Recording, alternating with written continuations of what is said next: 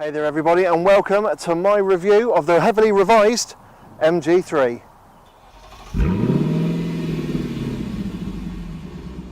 In 2014, MG brought out the first 3, a quirky little hatchback that had tons of personalisation to it, and it was bigger than a city car but smaller than the likes of the Ford Fiesta. Now 5 years on, there is a new heavily revised version, and I have to say that because this looks like an all new car, and I've had it for the week to see what it's all about. When it comes to styling, there's no denying the fact that the new 3 is a bit of a looker, especially against the pre-facelifted version. I just love what MG have done with this front end, with that big bold grille with the badge in the middle, and also the big distinctive headlights that wrap around the front of the wing. You also get distinctive daylight running lights and also xenon headlights on the car.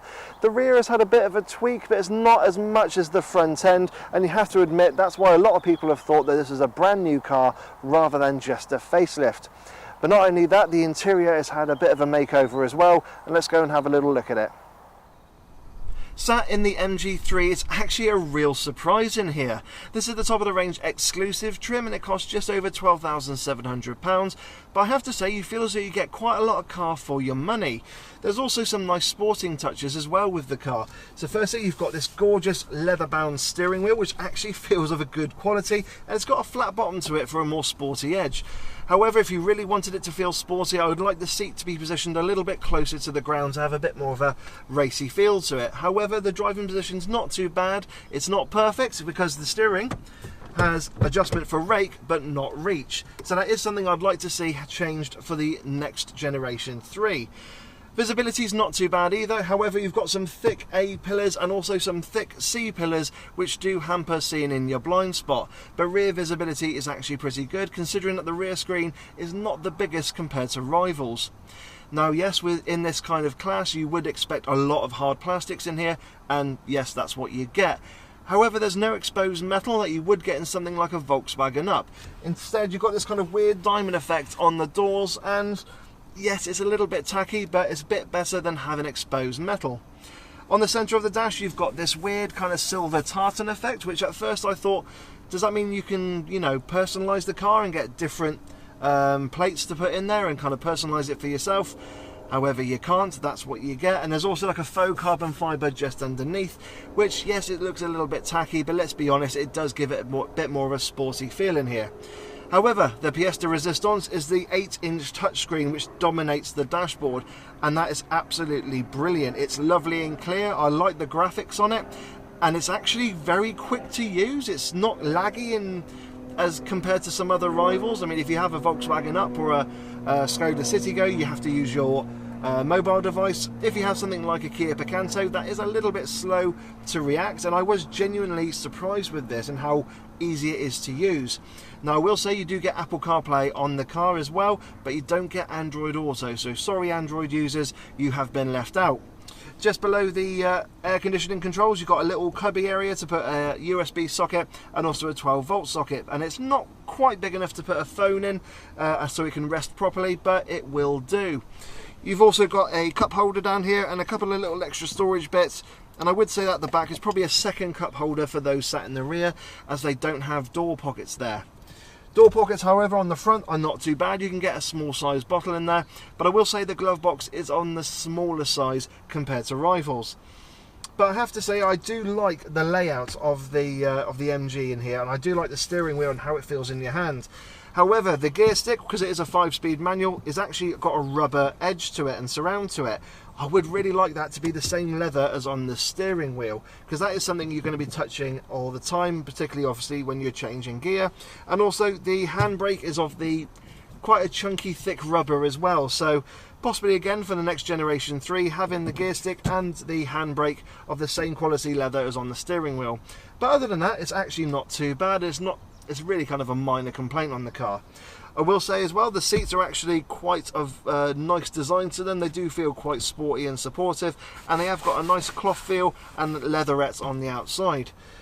So yeah, I was genuinely surprised with sitting here in the MG3. But that's enough of the front. Let's see if it can hold a big bear in the back. As with the front of the MG3, it's actually a pleasant surprise sat here in the back. That driver's seat is set to my driving position. I'm 5'7" tall and 5'7" wide, and as you can see, I got a decent amount of knee room, and actually headroom's pretty good as well because of that boxy shape. I probably wouldn't get anyone over 6 foot sat in the back here with ease, because they will find their head rubbing against the ceiling. And also, I'd recommend classing the MG3 as more of a 4-seater than a 5-seater, because whoever sat on this middle seat is definitely going to feel the pinch of the outer passengers. And when it comes to the pinch, I will say cubby spaces are actually very much non-existent. You've got no door pockets in the back here, and if you've both got bottles of water sat in the back, you will be fighting it out for the 1 cup holder in the rear of the centre console. But other than that, it's not too bad. You do get a couple of magazine pockets there, so you can put some stuff in. And I have to mention that they're only available on the exclusive model, which I have here. Also, you get ISOFIX supports on the outer seats, and what I do like about it, even though it's more of a budget thing, is the actual bars for them are exposed, so it does make it a lot easier when affixing a child seat. So yeah, if you've got a young family, that will definitely come in handy. But I could definitely see myself being sat in the back here enjoying a long journey with relative comfort and ease. Yes, it's no Mercedes S-Class, but I don't really see myself complaining too much. So yeah, that's enough of the rear space. Let's have a little look at the boot. Opening the boot of the MG3 presents you with 294 litres of space, which is more than you'll get from a city car, but less than the likes of a Ford Fiesta or Skoda Fabia. Once open, you'll find there is a bit of a steep boot lip, and underneath the floor you have got a couple of additional bits of storage, but however you can have a spare wheel if that's what you want. However, it is lacking in the likes of tethering hooks and also a 12-volt socket, and I will say there's a couple of additional shopping hooks on the outer edges, but they don't feel all that strong. I will say it's a nice square load area. However, when the aperture at the top is narrowing, if you are putting something like a fridge in the back of the MG3 with the seats down, you might find it pinching at the top there.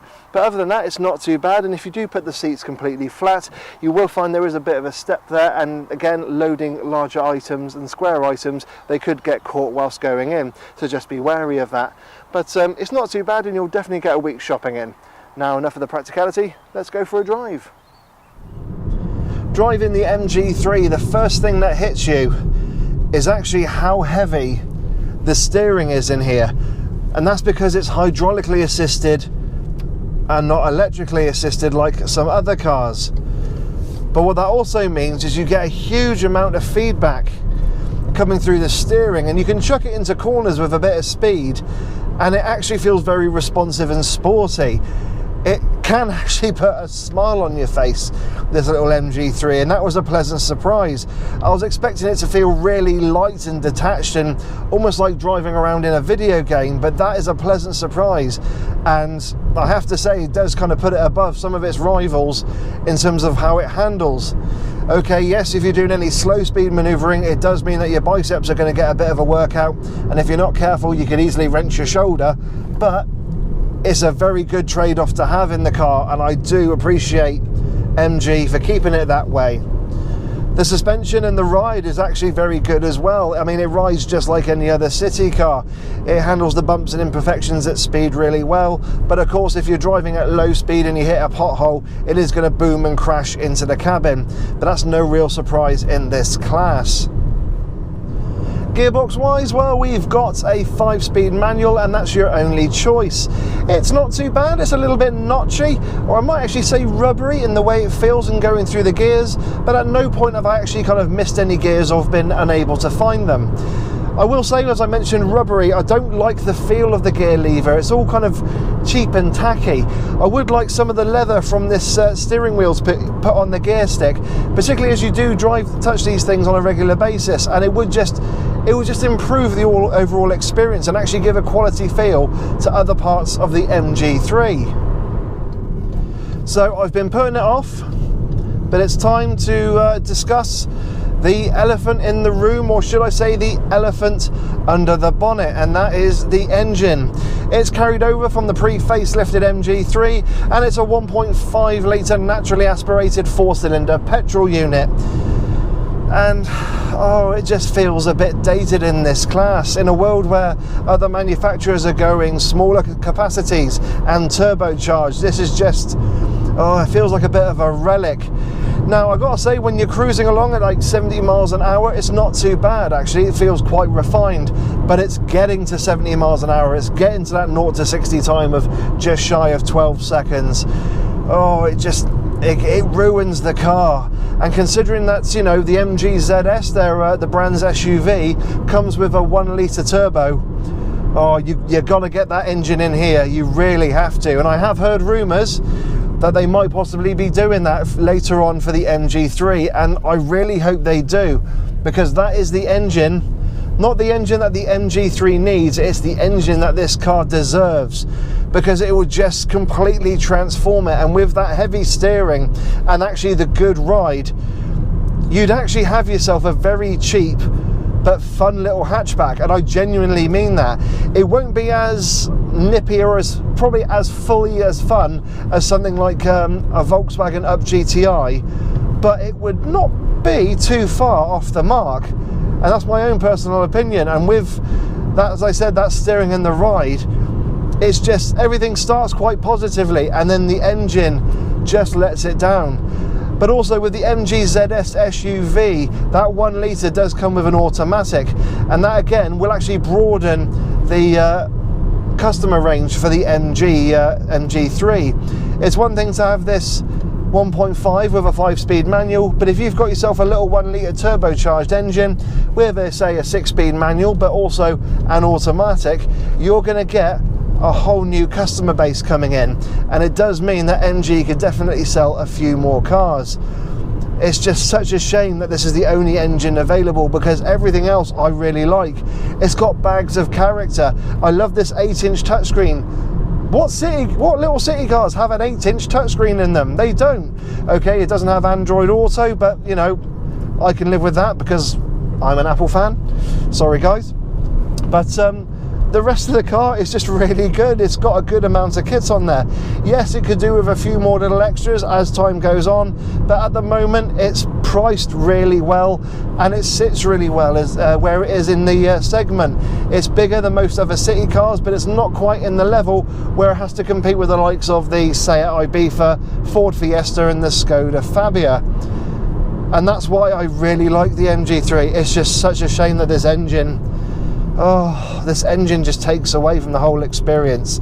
So MG, listen to me, get a 1 litre turbo in here and get it in here sharpish, and that's an order. Okay, maybe I shouldn't be ordering you, but please give it a go, please.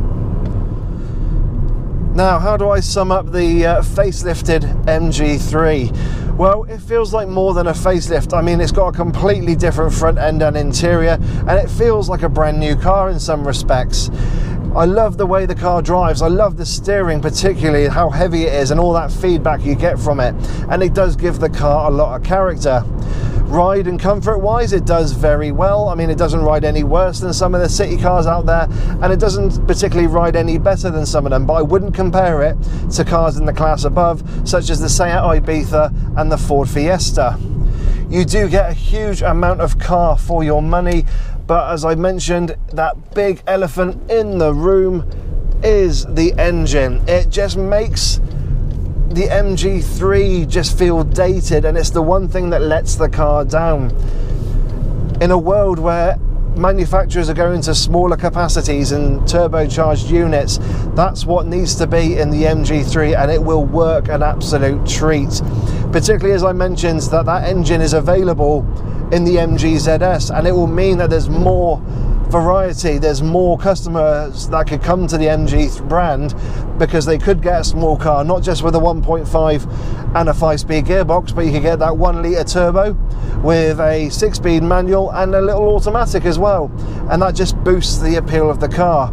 I also love the fact that you can do so much personalisation with an MG3, and really if you went to town on it, no two MGs really should be the same, because you can do all those, you know, various little things and make it your own car. You can't also argue with the 7-year warranty on the MG. That's class leading and sits alongside brands such as Kia. And these are things that are definitely going to pull you in, and it's something that I really love about the MG. And the MG3 particularly.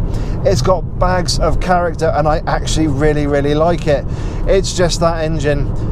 That's the only letdown. And even my car, I mean, I drive a Skoda Citigo with a 1 litre naturally aspirated 3-cylinder unit, and yeah, that suits the car absolutely fine, but this car deserves a 1 litre with a turbo in there.